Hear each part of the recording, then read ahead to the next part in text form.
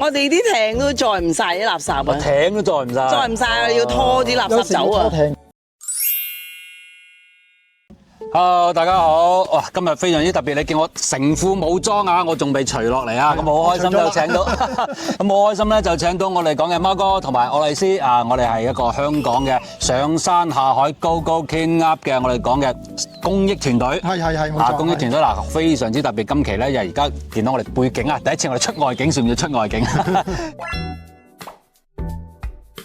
我哋而家係喺鹽田呢邊嘅欣賞水庫嘅，係啊咁我哋就啱啱做完咗我哋嘅公益活動，哇頭先執咗幾多袋啊貓哥我哋有71袋，71袋執咗71袋垃圾，哇非常之犀利！今年係你哋同阿愛麗絲成立我哋講嘅呢個團隊嘅第7個年頭，係冇錯，7週年，七週年啦，冇錯冇錯，非常之即係要請教下啦。阿貓哥就之前即係喺我哋博瑤都，我哋講係我哋嘅老朋友嚟㗎啦，即係我哋嘅牙齒服務做過嘅。咁我都知道你哋嘅團隊係俾阿李家超特首都頒過獎㗎喎。係啊，我哋攞咗個社會服務獎。社會服務獎嗱，非常之犀利。我見到段短片㗎，大家而家去睇到嚇李家超特首就頒個獎俾阿貓哥。兩位當初點解會有一個咁樣嘅諗法去成立呢個公益團隊咧？咁我哋都成立咗7年嘅，咁我俾阿愛麗絲講先啦。係啊。我當初係參與呢個團隊咧，係因為咧有一次咧，阿貓哥咧就帶我哋咧就出去爬艇，執垃圾。冇錯。哇！海岸咧，原來呢啲垃圾多到咧，直情咧係執到唔停一手。同埋咧，附近嘅環境係好靚。咁你除咗係喺嗰度執垃圾之外咧，其實咧，我哋係可以咧係享受嗰個大自然嘅。咁咧執咗一次咧，就已經上咗癮啦。哦。嚇！咁之後咧，我哋就不斷咁係跟阿貓哥一齊咁，我哋出隊就去執垃圾，享受大自然。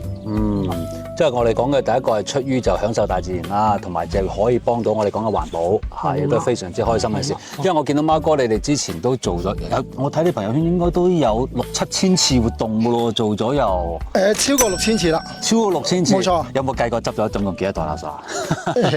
我做咗 Excel，不過自己唔記得。我見你之前嘅數據咧，應該2年前應該係去到5萬幾袋，如果冇記錯。好似去到8萬袋啦，好似。係啦，即係已經去到8萬袋，即係貓哥係成個我哋講嘅社團已經做咗，哇！即係為咗我哋講嘅環保。有啲人咧係去露營去咗玩，我哋去露營咧，其實我係為咗執嗰度啲垃圾嘅。哦，我哋最初嗰陣時，我哋執過，我哋淨係住喺度係赤正分流。係啊，住咗成個月啦嚇，住咗成個月咧，我哋喺嗰度咧係一路露營一路執垃圾咁樣咯啊，1000袋垃圾。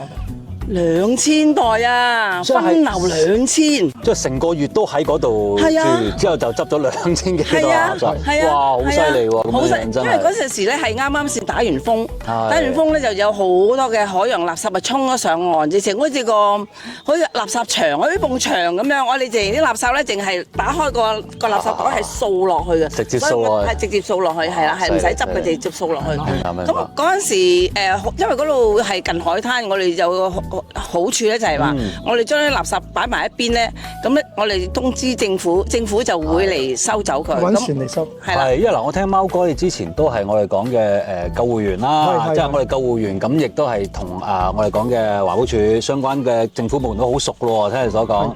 係啊。咁我之前係做政府工嘅，做消防處救護車嘅，咁啊都即係習慣，即係識得揾政府部門去聯絡，即係點樣去處理我哋嘅活動，同埋嘅啲垃圾點樣收集擺喺邊度，同埋點樣政府可以配合到嚟到收咁樣咯。我哋去到啲千梯海岸啊、米粉咀啊，咁咧就會一預早同佢講咗，咁咧佢就話聽擺咩位咧，就咧令到佢啲船咧埋到嚟咧可以容易收啲咁樣咯，係啦，咁我哋成立咗呢個團隊啦，咁啊正如我哋識個保育啦，咁亦都可以影響更加多啲人去關注呢個問題啦，等多啲人知道啦，可以住市區嘅人，佢唔知道原來即係佢平時市區人去到嗰啲沙灘係有政府，即係有康文署啊去跟進噶嘛。但我哋去啲地方係偏僻嗰啲海岸咧，係冇人去嘅。咁所以咧就等多啲人知道原來個現實環境同好多地方咧，好多垃圾係污染個海洋，而且好多時啲魚啊或者之前新聞都報道過㗎啦，啲鯨魚啊、海豚啊衝上岸驗屍，發入邊啲肚入邊全部係垃圾嚟嘅。咁啊，我哋即係即係咁樣咧，更加大家要關注問題，我哋執走垃圾咯，唔好諗住啲垃圾咧沖咗上岸，其實打風落雨又會落翻海，好似循環咁樣嘅啫。係啦，冇錯。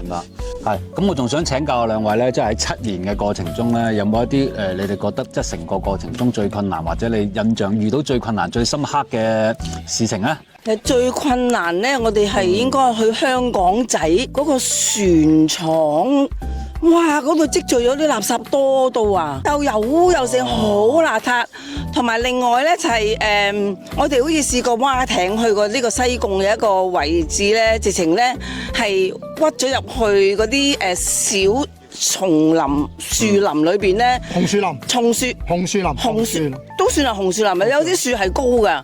哇！啲垃圾多到啊，哇，多不特止啊，仲係即係有異味嘅。嗰次我哋真係執得好興奮啊，執咗好耐啊，係啊，我哋啲對面，我哋蛙艇過去㗎嘛，我哋啲艇都載唔晒啲垃圾啊，艇都載唔晒啊，要拖啲垃圾走啊，要拖係啊，我哋試過喺相思灣咧係拖桶啊，唔夠地方載嗰架艇真係載唔到咁多，我哋就穿住晒嗰啲桶係咁一路蛙翻去，即係蛙翻海啊。咗嘅，你都走多串，係咪啊？因為你拖咧，佢有水阻啊。係，你一路拖，佢根本你嗰啲艇會係啦。同埋大浪啊，好大浪，好刺激，但係就好玩。係啦，嚇。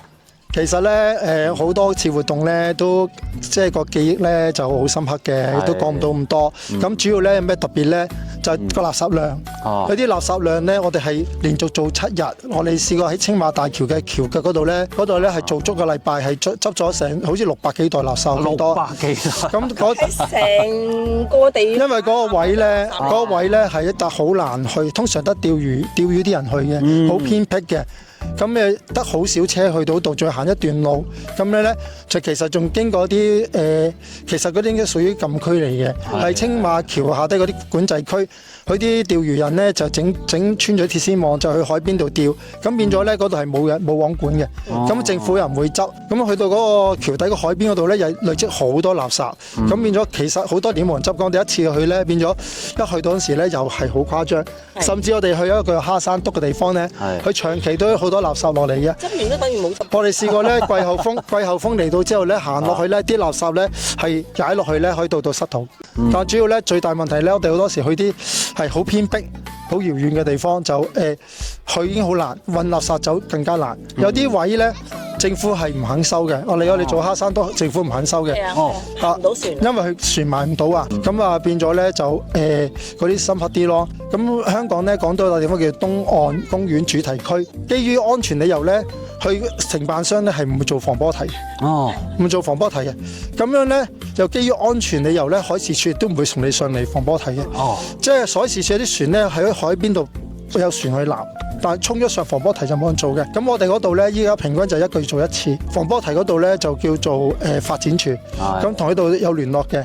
咁佢咧因為佢啲都係有經費嘅，咁啊配合翻佢哋經費啦，我哋1個月做1次，等佢咧額外咧就call 外判去收垃圾，係啦咁樣樣。